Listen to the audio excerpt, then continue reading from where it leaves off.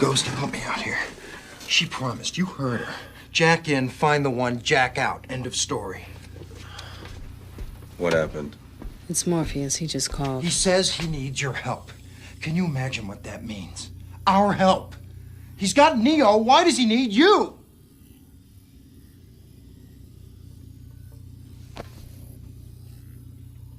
I know you're both listening to me about as much as you're listening to this poll here, so I'll just tell you what I think. I think you just spent 8 of your 9 lives getting out of there. And if you turn around and go right back in, I don't think you're just pushing your luck. I don't think you're crazy. I think you have a death wish, a major, full-on Bronson. Since your lives obviously mean nothing to you, I ask you to try to think of something that does have meaning. Namely, my life. Sparks, shut up. Yeah, sure, why not? It's your call, Captain.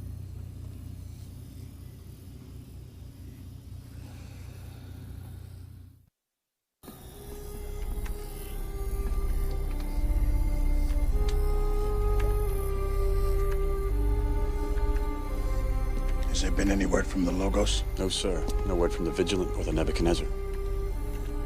Damn it, Niobe, what are you doing? Niobe, Ghost, thank you for coming. Forgive me my urgency, but as you know, time is always against us. Phase 1 through 5, fully armed and loaded. Good. We should be in position inside the hour.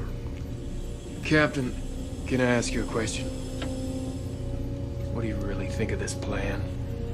If we stay out of each other's EMP range, if the line holds, and if we're very, very lucky, I think we've got a chance. And most of the time, that's all you get. Latest projections from seismic. How long? Less than 3 hours.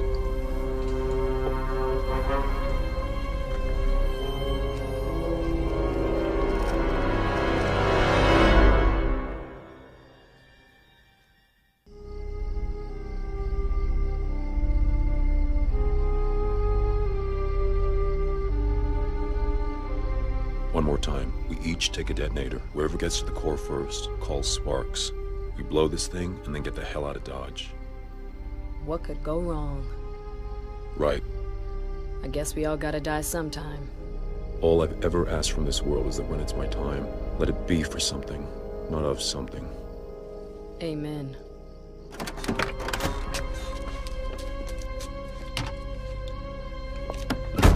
Base, this is Unit 13. Go ahead, 13. I'm looking at a breach in the perimeter fence, Section 431. Any indication on the number of intruders? Yes. Unit 13, please repeat all after yes. All units, we have intruder activity in and around the construction area. Greetings, I'm Solidus-Skully and welcome back to the Enter the Matrix commentary.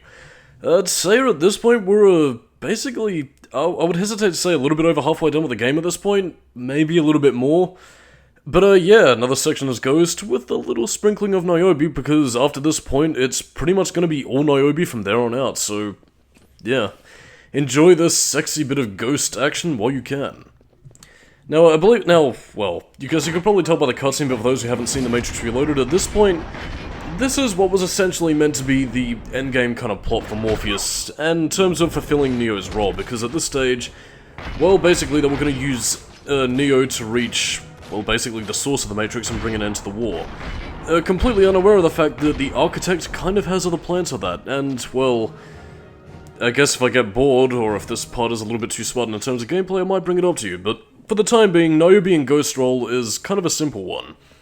Basically, they need to knock out all the power to the city, the Keymaker will open a door which will unlock the infinite hallway of doors. If the Matrix path of Neo is to be believed, they use that to travel through a bunch of different areas, like the TV station, the church, and the Parliament Hall with, like, Jack Thompson? Was that his name? I don't remember. He was a 2005, like, video game man who said that video games were tools of the devil or some shit. I don't know, there's a new one of those video games running our brains and killing our society or some shit every year, so I can't really say for certain, but that was the 2005 version of that, I think, mainly because of stuff like Grand Theft Auto. I don't know, the path I knew was really weird when they made that sort of, like, meta joke about it. Well, I mean, it was funny though, like, very reference-heavy and not a joke I really would have otherwise appreciated, but I mean, it just kind of came out unexpected, and I guess it elicited a laugh, so whatever. Well, I can't really say anything else certain. Let's turn off the lights, and help Niobe avoid those snipers. There we go.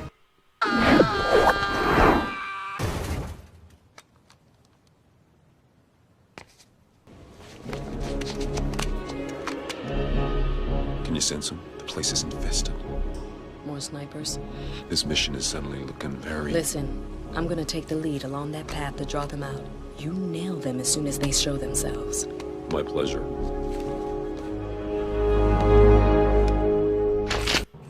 Would you consider this a get to the turret kind of mission? You know what, fuck it, I'm gonna consider it one anyway. It's now time for a get to the turret kind of mission because, you know, the early 2000s was rampant with those. I mean, I will say this though, at least Niobe's a lot more useful than Murray and Sly Raccoon, so that's one thing I guess. Yeah, another thing to also bring up is that Niobe and Ghost's pathway in the power plant does differ, so again, you do have reason to play both their storylines if you want to see what little different things they do. I'm mainly focusing on Ghost for this one, mainly because of the fact that I think he has some of the more interesting gameplay segments in the sense that, well, mainly in terms of what you're really doing in the levels. Same general sort of stuff, I just think he has a little bit less bullshit in terms of difficulty. With one exception though, it'll be coming next part, but I mean I will be showing one of Niobe's coolest set pieces, you know, just for the sake of capping the level off. But for the time being, we're just, you know, playing sniper rifle and protecting her. And yes, as Niobe, during this segment you are running through these places while Ghost covers you. I guess to talk about level structure in terms of anything else, nowhere near as good as the Chateau level, but at the same time I do think it is solidly designed in terms of what you're doing contextually and the challenges that the game presents to you. Like, I mean, you're still going to be doing the same sort of running, gunning, shooting action that you have been before, but I guess given the level's atmosphere of a slightly more methodical, planned out sort of approach, and in tandem with the fact that you do kind of get to see a lot of different sides of the power plant. I mean, first you see the construction area here, then you progress inside towards, you know, the waste material areas, and then towards the control room. Yeah, it changes things up enough so that it doesn't really get boring, but I guess for the sake of commentary, one thing that I'm kind of worried about is that I might run out of things to necessarily say, because Niobe and Ghost's part in this plan for Morpheus is basically a very simple knock out the power plant and get things out of the way. I mean, again, this is meant to be, I guess, sort of the false final part of the Matrix trilogy, or at least in accordance to Morpheus's desire to fulfill the prophecy of the One before realizing that the prophecy itself was something of a lie. Well, I mean, I'd hesitate to really call it so, considering what actually ends up happening with Neo and Smith in the end, but I suppose if there is anything else to really say about it, it's... well, the Architect had greater things in mind and, well, was playing everybody into his hand, which, again, I think was an interesting way of handling the prophecy.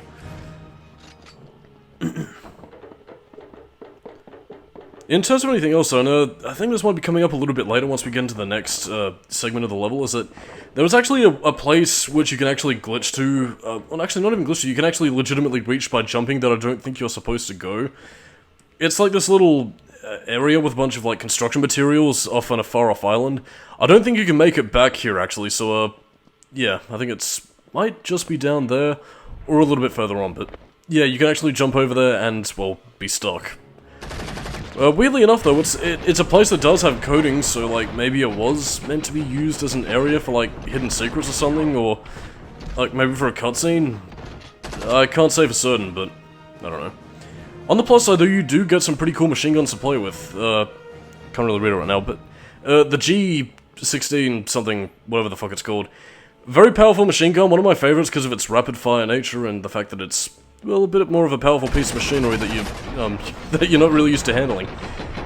But I mean, it does get the job done, and well, again, like I mentioned before during the sewer section, the fact that they actually bothered to give these different sorts of guns properties and different little attributes, it's, you know, makes it worth using. And I guess if there was a guns, lots of guns cheat code akin to what you had in the Matrix Path of Neo, it could have been cool to use it. In fact, there probably is like an unlock all weapons cheat code, if I remember, because, again, this game did come out during the era where cheat codes were a thing, unlike modern games, which will probably have you pay for them via, like, season packs or DLC or some shit.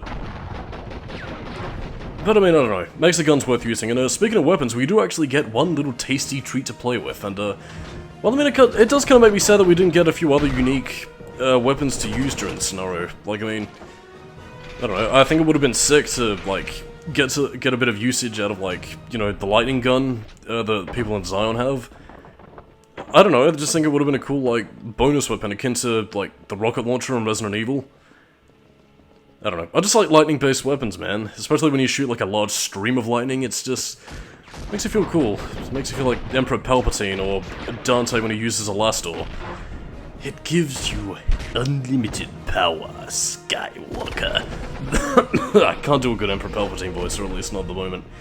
Give me a couple bottles of Jack Daniels and I'll be able to do it just fine. Including the Corey Taylor stream, which will really fuck up your vocals, but that's neither here nor there in this case.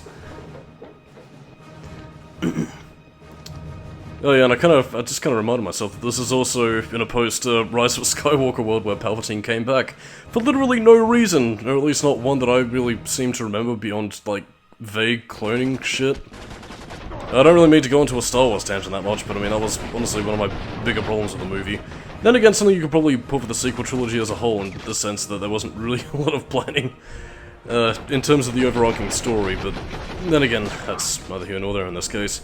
If I ever end up covering a tie-in video game to The Force Awakens or whatever, which probably won't even happen because we don't have licensed tie-in games anymore, because, you know, video game development these days is expensive, and, well, let's just say, since, like, I mean, if there was to be another tie-in video game to a major, like, movie franchise, it probably won't ever happen anytime soon.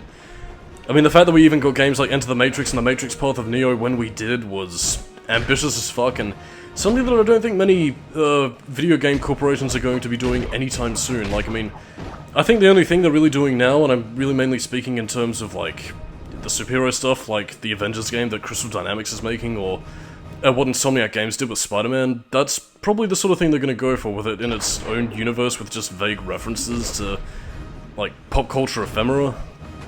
I don't know. Kind of saddening to a certain extent.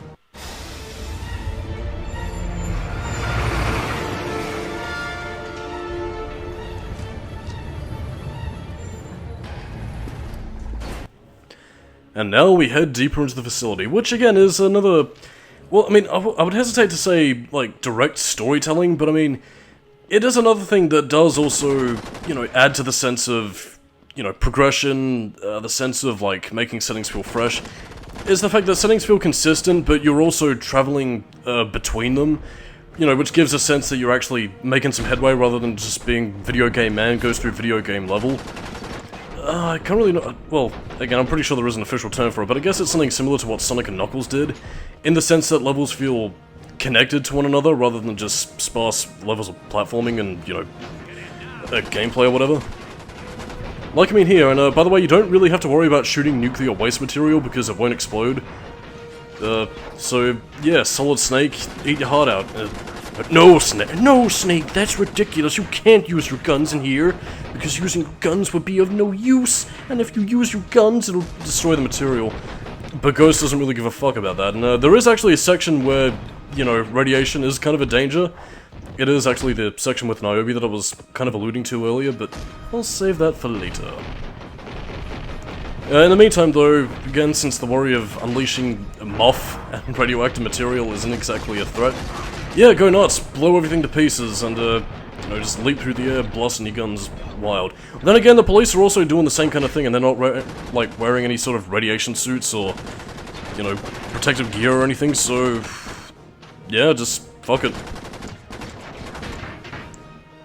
I don't know, really, like, I mean, this level I wouldn't exactly say is necessarily the pinnacle of, like, excitement, but on the whole, it changes things up enough to the point where I think it's, you know, it's fun to explore.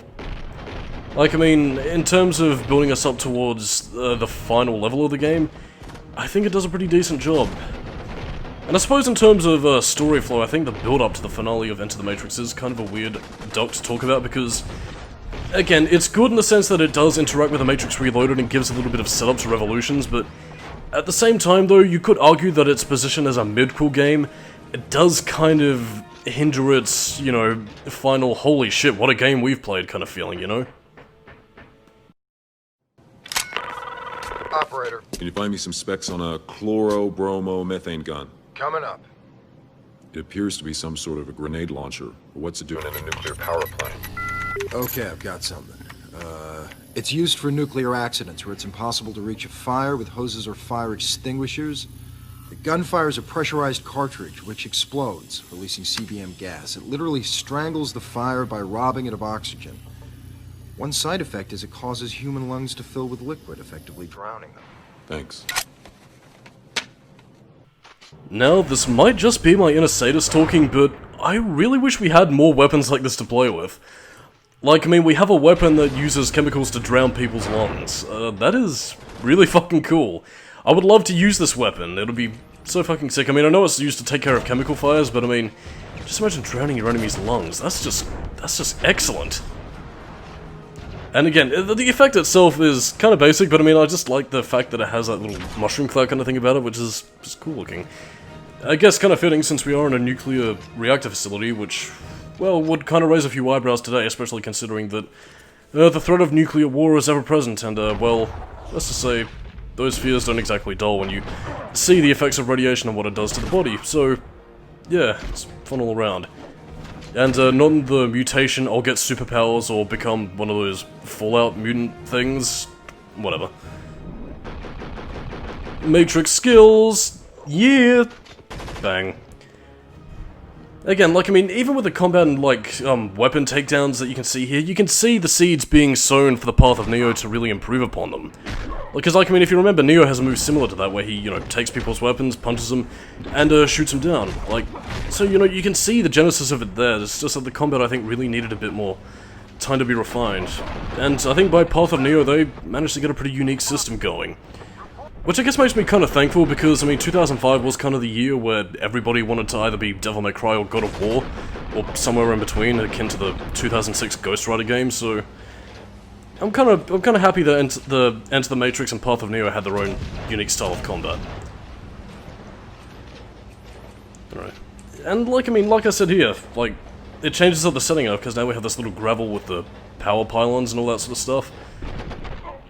So, I mean, while this is ostensibly just like a little maze hallway of areas to run through, it is relatively fun. Oh yeah. Also, I'm not necessarily sure whether or not this is meant to be Niobe and Ghost being necessarily stealthy, because, well, I mean, I'm pretty sure if an attack on a nuclear reactor was kind of being present, reinforcements would have been called, and, well, they probably would have been going all out to stop them. I mean, there are a lot of police units on hand here as we speak, but I don't know. Maybe they were called in? I'm not too sure, to be honest, because, I mean, there are agents on the premises, as Niobe will soon come to find, so weird sort of dichotomy, really. I'm not really too sure what to think about this. Kick! Oh yeah. I like to think that's also kind of a precursor to one of Neo's moves, you know, where you hold down focus, press circle button, then triangle once, and then you get, you know, the run-up football kick, as I like to call it, because I've kind of seen that move used plenty of times in AFL when they're trying to catch the ball. I don't know. Nowhere near as cool looking, mind you, but I mean, that's just the first thing I immediately think of, because I'm Australian and footy is awesome, so, you know. Kick! Oh, by the way, because I can't think of absolutely anything else to talk about at the moment, Ghost, his actor, Anthony Wong, I actually didn't recognize him at all, actually, because, well, it was a couple of years ago and he'd grown a beard since, but, yeah, he was actually in an old show I used to remember watching called Spellbinder for its second season, which had, like, a Chinese sort of setting. I believe in that movie, not movie, the TV show, he was playing, like a scientist kind of guy who invented, like, dimension hopping tech, because, you know, it was kind of the premise of Spellbinder. I don't know. It was a weird, like, Australian sci-fi-ish kind of show, but I don't know, man, I have a lot of fond memories for it, because it's something I grew up watching when I was a kid. Kind of a shame that Australia doesn't really have a lot of sci-fi TV shows to it now. Like, I mean, the only one that I think is really worth talking about is Glitch. But, that's really about it. Australia doesn't really have a lot of budget for TV shows, and that makes me very sad. especially considering the fact that The Matrix was also kind of an Australian co-production in and of itself, because a lot of the, particularly a lot of the freeway and city scenes were filmed in there. I believe it was around like Sydney and all that kind of stuff, so, you know, it gives me a little bit of like nostalgia, but, you know, at the same time it's like, I don't know, just kind of warms my heart, but we don't really see much of that in this day and age, because most of it's either filmed in, I believe it's filmed in Europe for like tax evasion reasons, which is part of the reason why it's really cheap to film like, you know, horror movies or like mockbusters over there. Either that or it's filmed, well, in Canada, really, because I'm pretty sure it's a lot cheaper to film there as like a setting for New York or whatever, rather than, well, the actual place, which probably has much higher, like, costs for filming permits and all that kind of stuff. It's actually really interesting, though, because it does kind of make you really consider the sort of budgets that movies have to play with. Like, I mean, just because they are spending billions upon billions of dollars, it's not just because the director wanted a rotisserie chicken, or because an actor wanted to take, have like a masseuse with, like, 12 slutty women. No, it's because they gotta, like, you know, filming locations, like, feeding the cast and crew, you know, hiring visual effects artists, set carpenters, all that kind of stuff. There is a lot to think about when you're going into the film business, and that's, again, that's the interesting sort of stuff that I don't think a lot of people really consider when they start criticizing movies for having, like, massive budgets and not putting a lot of that towards, you know, the writing or, like, visual direction, really.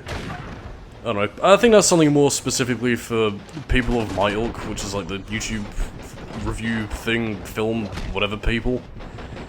I don't know. I'm not making much sense in the moment, but I'm just killing time and killing police because, brutality, and, we have to rebel against the societal boundaries that we place ourselves in.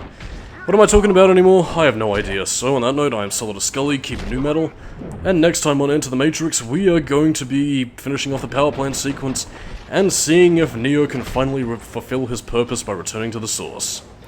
Catch you later, dudes and dudettes, and I will see you later. Bye-bye.